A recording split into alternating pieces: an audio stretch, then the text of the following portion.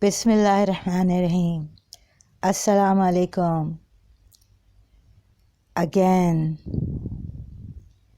So I was thinking and haven't completed the thought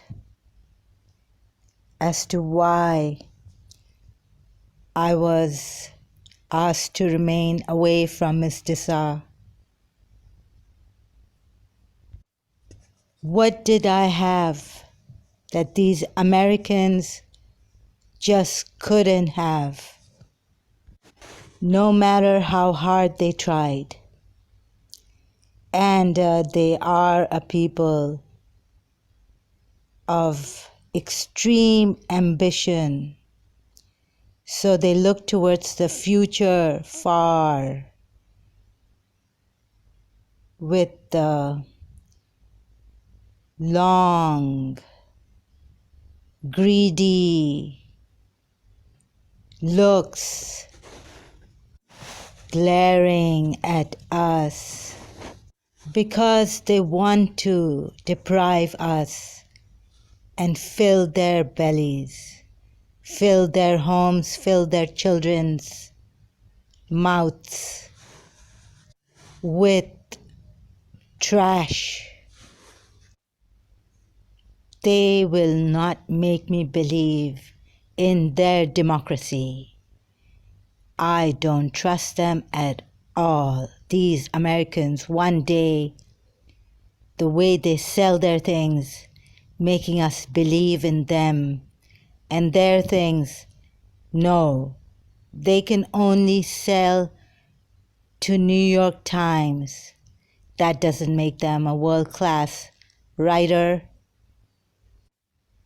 And about what I had when I was in Karachi American School, well, there must be so much that I have that the Americans could never achieve or have. How can they have something through Marianne Williamson and her guidance when just many years ago she was not even wearing her shorts properly, showing her front ass, and defying the rules and regulations of Karachi American School. And later on, what the American policy has done to Iraq, Pakistan, Afghanistan, Syria, Vietnam. You can see, and I hope that you do see, before buying their bestsellers. Go and see what they have done to the world, selling us their democracy, duping us, deceiving us. The Quran says, don't let the great beguiler beguile you or deceive you about life. And this is what the Americans have been doing, deceiving us. God doesn't change a thing. But time is changing everything. And God is sending His guidance with the changing of time. Some natural laws don't change. It rains, the clouds come, things happen in the atmosphere, and then the sun comes out. It might be that after the rainfall, the rainbow may not come out or may come out. So let me tell you, these Americans, they have come in our lands, into our communities and family members, bribing the corrupted, and they are saying that they will guide us. They will give us their democracy. We should implement their kind of democracy in our lands. And then they're saying, take this. We have these spiritual things to give you, guidance to give you. Well, they can only guide themselves, not us, because I mean it. And I'm sure about this. How can we trust these Americans and their American policies? Ask yourselves, who are they that we should trust and buy their books and get into their guidance? Who are they? They are just human beings like us. So how can we trust them? Look at our political arena. They have messed it up. They are greedy. I am defining them.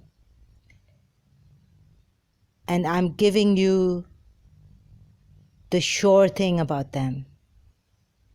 I'm giving you statements that are sure and true about the Americans. How can such people like Marianne Williamson guide us? We know, dear humanity, that they are only human beings. They've had their desires and whims, and they've followed everything that they have wanted to, not needed, but wanted to follow. It's more than their needs. They've created an eclipse in our world by misinterpreting how to live a life, how to give a life. Not only that, they have done it out of their greed to deceive us, to deprive us, to corrupt us even further and further away from the truth. Just yesterday, they were making slaves out of the African people. May I ask, who are they to talk about religion is bad? God is not what we thought he was. Miracles are this and that, and your prayers can be answered. That we all know religiously, that God answers our prayers. Not one does he leave unheard. He's hearing us, even the whispers, even in the silent thought he knows. Before anyone, before even we can know, he knows. He hears. He's the all-hearing. That's what the Quran has told me.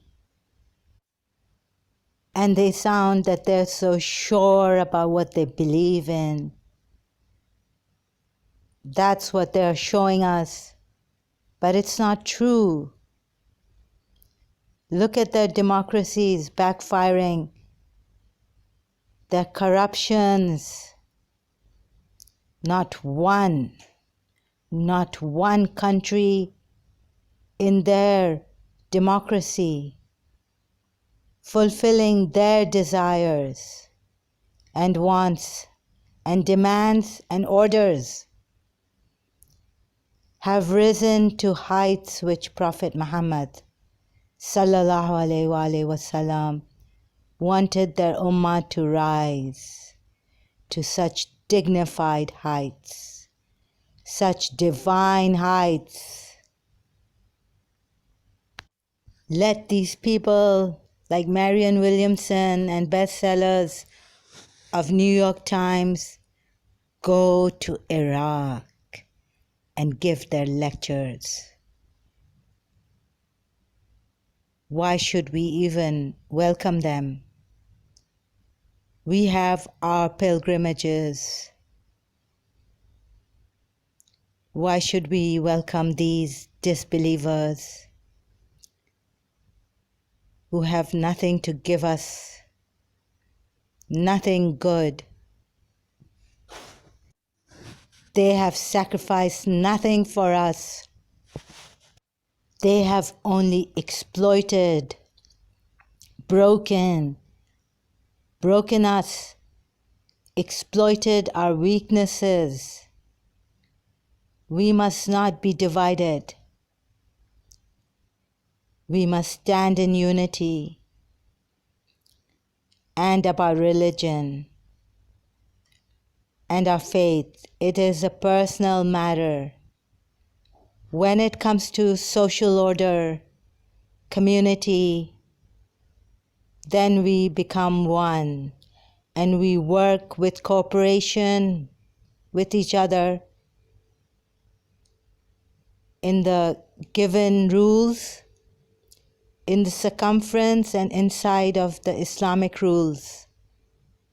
We must cooperate. There is no Sunni Shia. There is only truth and untruth. And this is the fight. We must keep this in our minds, hearts, and souls. We are Muslims. We are the humanitarians. We are the merciful, for we have the mercy of God within us. Now that He is no more in this world does not mean that He doesn't live in us. So who is this Marianne Williamson or their authors? They are nothing. Who are they? Did God send them to us? No. God sent prophets to us. God sent the Messiah to us. God did not send them to us to guide us. And does religion really spoil, create wars? Ask yourselves. Or is it these corrupted leaders, politicians who have made our lives miserable? The wealthy, the corrupted wealthy, who do not heed religious codes of life, disciplining themselves for the betterment of all. You can write a best-selling book in America, stand up to your audience and speak to them. Go and speak to those people and say there is no God. God did this to you. Your religion has done this. Go speak to the Yemenis and say your religion has done this to you. Go speak to the Iraqis, the Afghanis, the Pakistanis, the Syrians, those who have lost their brothers, those whom you have widowed, made fatherless, orphaned. What the Quran says about the orphans, the widows, the weak, weakened by your powers, by your entertainments and lavish parties. White House, in the White House. My God, the things you need to make movies. In fact, if that money you send to the people in Iraq in Syria, in Yemen, but we don't need your money. We don't need your filthy money. The homes you have damaged and broken, the exploitations you've done in the world. For so many years, you've been exploiting nature. And now you're standing up and you have the strength to stand up only to your audience, Americans. You want the boyfriend, you want the finest car, you want the finest education so you can go for a better career. All these things you worked for so many years, you've invested in. Look at your ignorance, not at the religion. First and foremost, before condemning a religion, look at your own weaknesses. Who sent you for guidance to us? I can say, who are you? Are you another prophet? So, who are you when you're saying what the Messiah said is wrong? This is not right. No, no, no. Just, this is all wrong. Who are you to say that? Who are you to say that you are right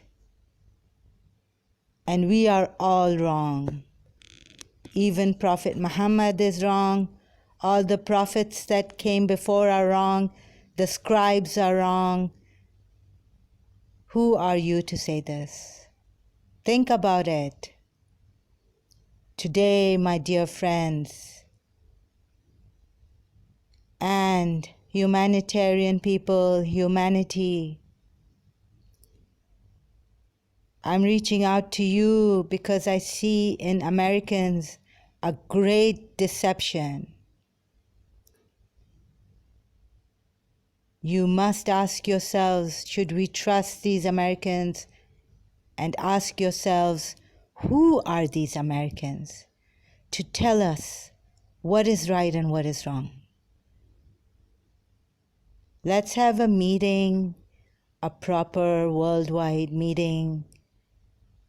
They are sitting there writing their own bestsellers, standing in front of their audiences, and we are buying their cheap, misguided, deceptive